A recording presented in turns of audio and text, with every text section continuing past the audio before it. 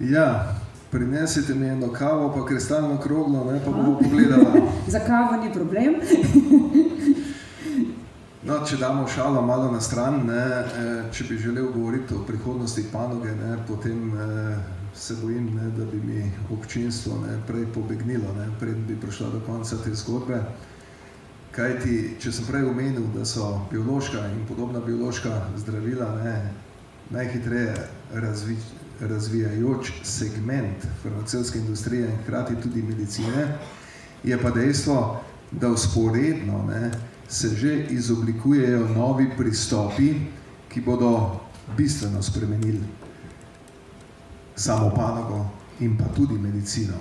Na eni strani se krepijo pristopi v smer preprečevanja, torej preventive nastopa bolezni, kar je izjemno pomembno, na drugi strani pa seveda tudi drugačni pristopi v zdravljenje.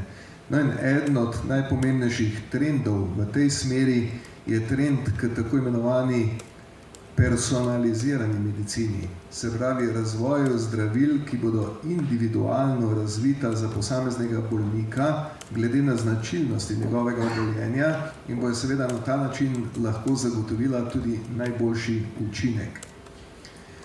To je eden od ključnih elementov prihodnosti. Drugi seveda je digitalizacija in vse, kar je povezano z izjemnim razvojem na tem področju.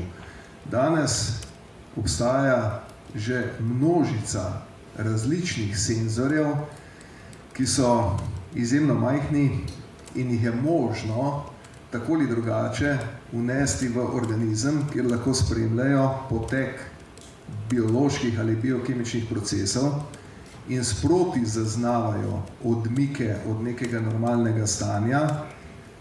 Te zaznave sproti, kot pravimo, online prenašajo recimo nekemu zunanjemu sprejemniku in omogočajo nenehni sprotni vpogled. Te tehnike bodo v naslednjih letih doživele izjemen razmak in bodo bistveno zaznamovale tako panogo kot tudi samo medicino. Torej